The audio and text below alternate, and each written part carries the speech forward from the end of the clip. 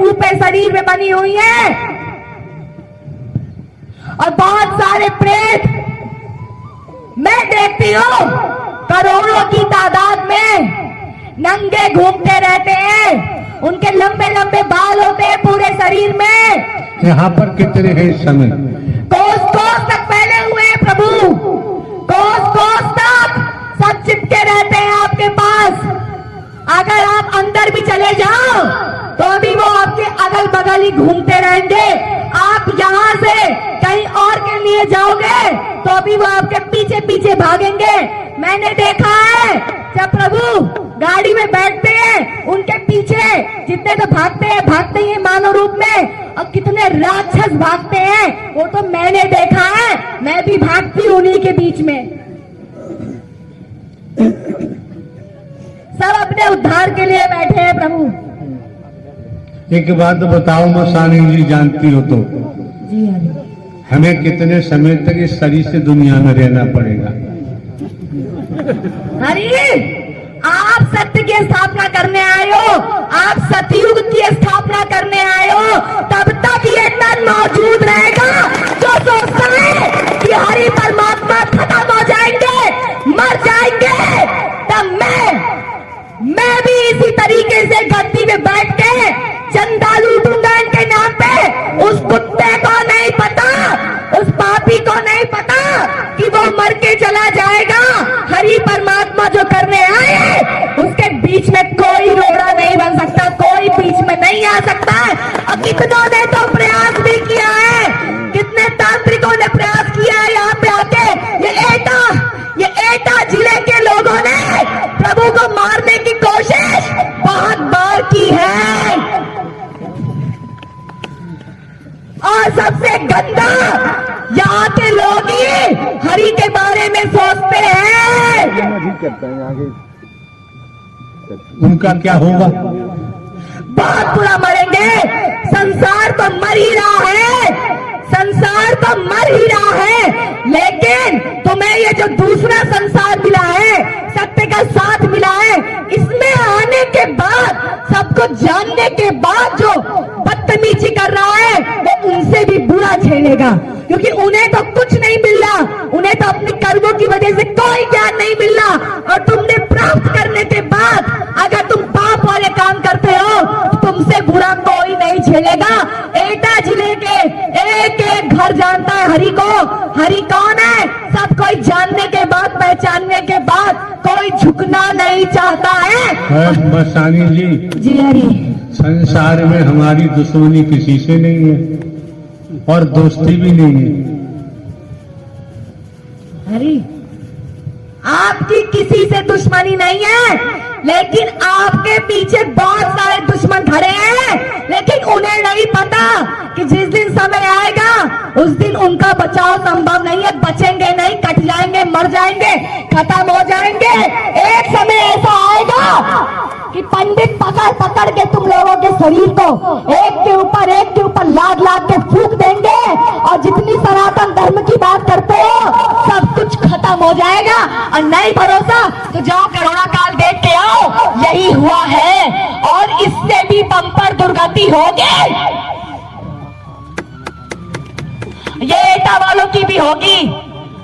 इन लोगों ने तो प्रभु बहुत प्रयास किया आपको मारने का, अंदाज चुके हैं, पहचान चुके हैं, प्रयास कर चुके हैं, हार चुके हैं, थक चुके हैं, लेकिन निगाहें नीच है। क्योंकि मुझे पता है कि सब बड़े बड़े राक्षस हैं, इसी युग के बड़े बड़े राक्षस हैं जिनको मानव तन मिल गया किसी संस्कार की वजह से, और वो मानव तन में घूम रहे हैं। इसीलिए वो आज भी राक्षस वाले कर्म कर रहे हैं। क्योंकि जैसा तुम्हारा पिछला कर्म होगा वही हरकत तुम्हारी उस जन्म में भी होगी, उससे अलग नहीं होगी।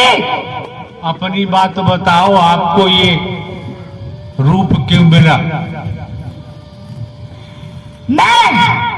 मैं अपने मानव तन में वैश्या का काम करती थी।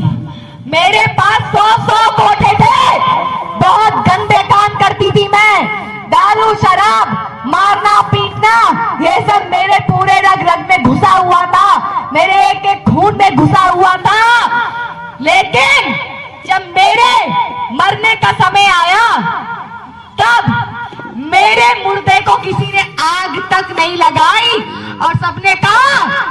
अरे ये तो ऐसी थी वैसी थी, मर गई तो क्या हुआ। तब जब मेरी प्राण वायु निकली और तब मैंने देखा कि हाँ सचमुच में होती है, कोई वायु हमारे शरीर में होती है। और एक सेकंड नहीं लगा, मेरा वो मानव तन पूरा राक्षस में बदल गया। दर्द होने लगा, दिक्कत होने लगी। अब 50 लाख वर्ष तक मुझे कुछ खाने पीने को भी नहीं मिला। और मैं रोज देखती थी करोड़ों की तादाद में प्रेत अपना पेट लेके रो रहे हैं, लेकिन किसी को कुछ नसीब नहीं हो रहा है। तभी हमें जब शरीर मिलता है तो हम शरीर छोड़ने को तैयार नहीं होते हैं। इस लड़की से क्या दुश्मनी थी जिस लड़की के शरीर में आपने प्रवेश किया हुआ है? हर किसी का अपना आपस में मेल होता है, हर किसी का अपना आपस में मेल होता है। तुम्हारे ऊपर जितने जिंद प्रेत खेल रहे हैं, तुम्हारा उससे कोई ना कोई नाता संबंध किसी युग का जरूर है, किसी जन्म का जरूर है। मेरा भी नाता था। जब मैं वैश्या के काम करती थी तब ये लड़की मेरे पास आई थी और मुझसे कहा था कि मुझे एक तपस्वी की तपस्या भंग करवानी है, मुझे एक तपस्वी की तपस्या भंग करानी है, क्योंकि मुझे पता है कि अगर भक्ति में गंदगी आ जाती है तो भक्ति नष्ट हो जाती है। तो मैंने कहा मुझे कोई दिक्कत नहीं है, मेरा तो काम ही है ये। तब मेरी इसकी आपस में पैसे की लेन देन हुई और मैं उस गुरु के पास गई। मैंने उसकी तपस्या को भंग करने का प्रयास किया। उस गुरु ने मुझे तुरंत श्राप दे दिया कि तूने एक तपस्वी की तपस्या को भंग करने की कोशिश की है, जा तू ऐसे भटकती रहेगी। इस लड़की को श्राप दे दिया कि जाओ, तुम चाहे जितना हरि भक्ति करोगे, हरि भजन जब तुम करोगी तो तुम्हारा रहना प्रभु दिल में बसे हो, बसे रहना हरि दिल में बसे हो, बसे रहना हरि मन में बसे हो, बसे रहना। बोलिए नारायण साकार हरि की संपूर्ण ब्रह्मांड में सदा सदा के लिए जय जयकार हो, जय जयकार हो। बोलिए नारायण साकार हरि विश्व हरि नारायण साकार हरि की संपूर्ण ब्रह्मांड में सदा सदा के लिए जय जयकार हो। जगत जननी मातेश्वरी महामाई के चरणों में सदा सदा के लिए जय जयकार हो। तो प्यारी दुलारी साध संगत जी, नारायण साकार हरि जी के भजनों के चैनल पर आप सभी का स्वागत है। आप सब कैसे हैं? प्रभु नारायण साकार हरि जी की कृपा से आप भी स्वस्थ और मस्त होंगे। तो आज की जो वाणी है प्रभु के मुखार बिंदु से और परमात्मा के एक एक मोती भरे शब्दों से आप जरूर सुनिएगा। ये परमात्मा की वाणी हमारे जीवन में नया रास्ता, नया मोड़ दिखलाएगी। परमात्मा के हम बच्चे हैं, हमारे परमात्मा परमपिता परमेश्वर हैं, जगत जननी मातेश्वरी माँ हैं। हम वो अपने बच्चों को कभी भी दुखी नहीं देखना चाहते हैं। परमात्मा हम सबका ही भला करते हैं।